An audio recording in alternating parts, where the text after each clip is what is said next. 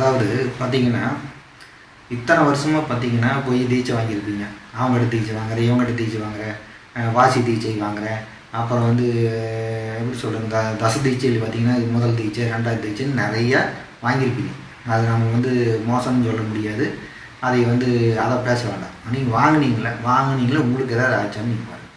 தீட்சை வாங்கி உங்களுக்கு எதாவது வந்துருக்குதா? ஒன்றும் வராது. ஏன்னா தீட்சைங்கிறது வாங்க முடியாது.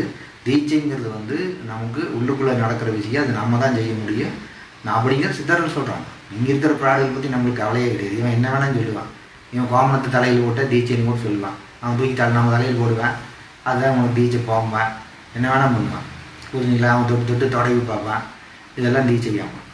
இந்த தீட்சை ஃப்ராடுகள் வந்துங்க, தீட்சைங்கிறதே கொடுக்க முடியாது. அதை வந்து கொடுக்குறேன்னு சொல்லி ஃப்ராடு பண்ணுறானுங்க.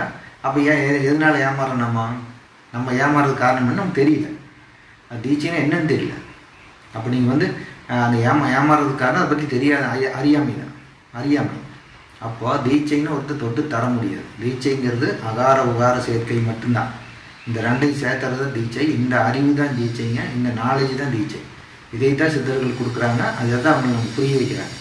இதை வந்து வெளியே எவனும் பண்ண முடியாது. வெளியிருந்தும் எவனும் நம்மளுக்கு பண்ண முடியாது. அடுத்தவனுக்கு பண்ண முடியாது. நமக்கு நாமளே தான் பண்ணணுங்க. நம்மளுக்கு அந்த விதி இருக்கணும், அமைப்பு இருக்கணும், நம்மளுக்கு உண்மையிலேயே அந்த ஆசை இருக்கணும்.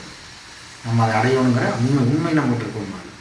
உள்ளுக்குள்ளே உண்மை இருந்தால் மட்டும்தான் சித்தர்கள் வழிவிடுவாங்க.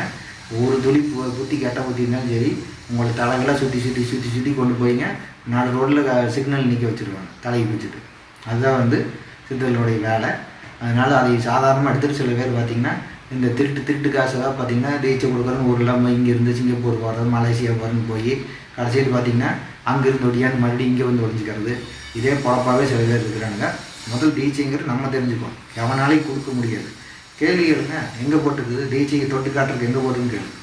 ஏன்னா நான் சொல்கிறது சாட்சி இருக்குது. அகார உகாரமே தீட்சைன்னு அந்த பாட்டே இருக்குது. இவனுக்கிட்ட எங்கே இருக்குது சொல்லுங்கள்? இந்த மாதிரி தொட்டு கொடுக்குறது தீட்சைன்னு எங்கே சொன்னாங்க? இவனுக்கு ஒரு ஃப்ராடுகிட்ட பழகிருப்பான். இவனுங்களே ஃப்ராடு, இவனுக்கு மேலே ஒரு ஃப்ராடு இருப்பான். அவங்ககிட்ட வந்து இவனுக்கு பழகிட்டு வந்து ஓஹோ நம்ம ஃப்ராடு இப்படி தான் பண்ணுது, நாம் அதை விட கொஞ்சம் அட்வான்ஸாக வேற எங்கேயாவது தொடுவான் அப்படின்னு இந்த கால் விரலில் தொடுறது, கால் விரல் வச்சு அமுத்திட்டு நம்ம ஒரு கிழமை, இந்த மாதிரி எல்லா வேலையும் நடக்குது. அது நம்மளுக்கு தான் வேணும். அது அறிவு. தீட்சைங்கிறதே பார்த்தீங்கன்னா அகார உகார சேர்க்கையே தீட்சை. அதாவது அறிநெறி சேர்க்கை. இந்த 8-2ங்கிறதும் அதுதான். பார்த்தீங்கன்னா 8-2 சேர்த்துறது தீட்சை. அப்போ பார்த்தீங்கன்னா டோட்டல், அதாவது சித்தர்களுடைய சொல்கிற முக்கால்வாசி மேட்ரு பார்த்திங்கன்னா இந்த 2 சேர்க்கை தான். அல்டிமேட்டே இது 2 தான். இந்த சிவசக்தி சேர்க்கை தான் பார்த்திங்கன்னா டோட்டல் நூல்களே இருக்கும். இதை பற்றின ரகசியங்கள் இத்தனையுமே இருக்கும்.